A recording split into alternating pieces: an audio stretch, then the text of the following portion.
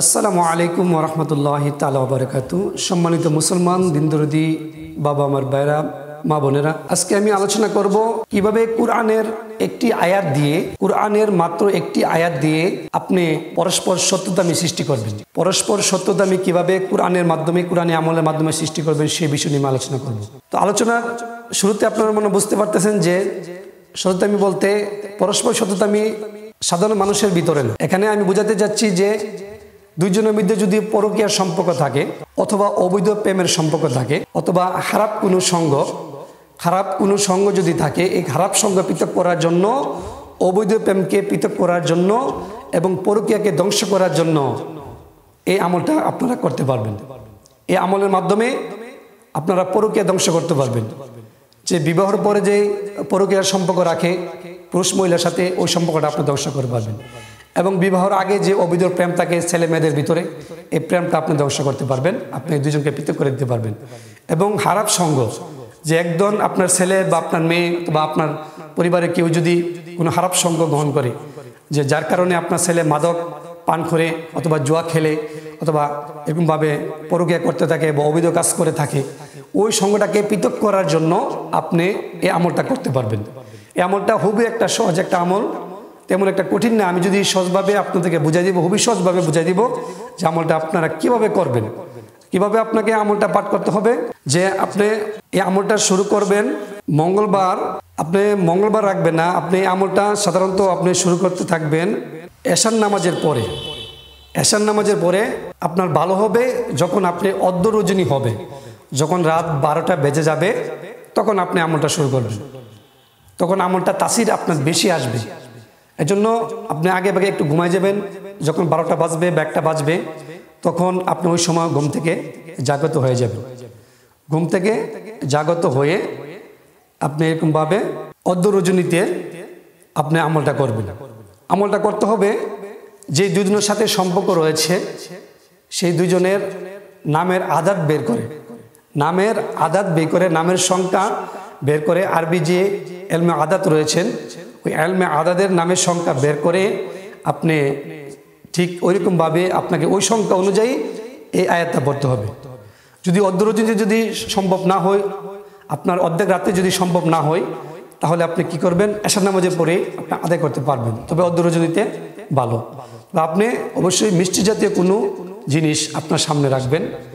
মিষ্টি জাতীয় কোনো জিনিস আপনার সামনে রাখার পরে আপনি ওইখানে আপনার নামের সংখ্যা অনুযায়ী এই আয়াতটা পাঠ করবেন, কোরআনের এই আয়াতটা পাঠ করবেন। আমি আয়াতটা আপনাদের সুবিধার্থে আমি ভিডিওতে দিয়ে দিব, আপনি কোরআনের আয়াতটা পাঠ করবেন। নামের আদাত বলতে, আপনার নামের সংখ্যাটা বলতে আমি উদাহরণস্বরূপ বোঝাচ্ছি যে একজনের নাম হলো ইকবাল, যে পুরুষের নাম ইকবাল ধরে নেন, আর মহিলার নাম যার সাথে অবৈধ সম্পর্ক বা খারাপ সম্পর্ক, মহিলার নাম হলো আয়েশা।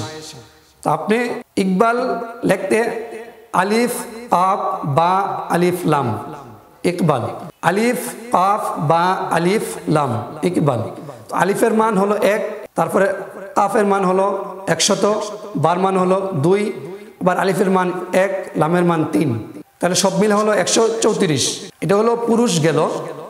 এখন মহিলার জন্য নামের আয়েশা, তাহলে আইন আলিফ হামজা শিন গুলতা, তাহলে আইনের মান 70, আলিফের মান 1, হামজার মান 1, শিনের মান 300, গুলতা বা হারমান হলো, হারমান হলো 5, হলো 377। তো এখন অনেকে প্রশ্ন করতে পারে, হুজুর এগুলো আমরা পাবো কোথায়? এগুলা যারা আপনাদের আশেপাশে যারা হুজুর আছে, যারা মাদ্রাসা লেখাপড়া করছে তাদের কাছে পাবেন, অথবা গুগলের চার্জ দিয়েও আপনি এটা বের করে নিতে পারবেন। এলমে আদাদ যখন লিখবেন, আলিফের মান কত, বার মান কত, তার মান কত, সার মান কত, এগুলো আপনি এই দুইটা নাম আপনি গুগলের চার্জ দিয়ে বের করে নিতে পারবেন, একদম সোজা। আর যারা মাদ্রাসা লেখাপড়া করছে তালেবুল ইলম অথবা আলেম যারা রয়েছেন তাদের কাছেও এই যে মানগুলো পাবেন। ওই মানগুলোকে দুজনের নাম যোগ দিয়ে, যেমন 134 আর 377, ইকবালের পাইছি 134 আর আয়েশার পেয়েছি 377, 134 আর 377 হলো 511। তো আপনি 511 বার হলো, আপনি 511 বার আপনি কোরআনের এই আয়াতটি পাঠ করবেন। আয়াতটি হলো ওয়ালকাইনা বাইনাহুমুল আদাওয়াত ওয়াল বাগদা ইলা ইয়াউমিল কিয়ামা। এই আয়াতটা আপনারা কত 511 বার আপনি পড়ে নেবেন, যেহেতু দুজনের নামের মান বা আদাত সংখ্যা হলো 511। 511 বার, তাহলে 511 বার। ওয়াল কাইনা বাইনাহুমুল আদাওয়াতা ওয়াল বাগদা ইলা ইয়াউমিল কিয়ামা।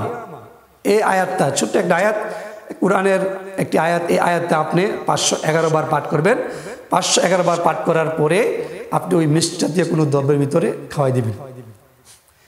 আপনি মিষ্টি জাতীয় কোনো জিনিস, চিনি হতে পারে, মিষ্টি হতে পারে, বা মিষ্টি জাতীয় যে কোনো খাবারের মধ্যে আপনি ফু দিয়ে আপনি ওই খাবারটা দুইজনের ভিতরে যে কোনো একজনকে খাওয়াইতে হবে।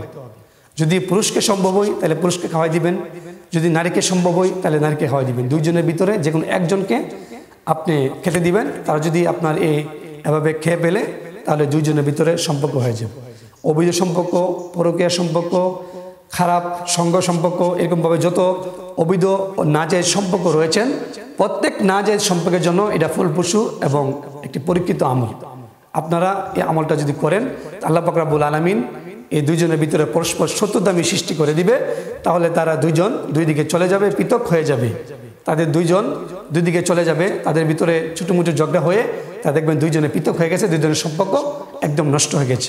আল্লাহ পাক রব্বুল আলামিন যেন আমাদেরকে পরকীয়া সম্পর্ক, অবৈধ প্রেম এবং খারাপ সম্পর্ক থেকে আল্লাহ পাক রব্বুল আলামিন এই আমলের বরকতে এরকমভাবে পৃথক করে দিয়ে আল্লাহ পাক রব্বুল আলামিন যেন কবুল করে।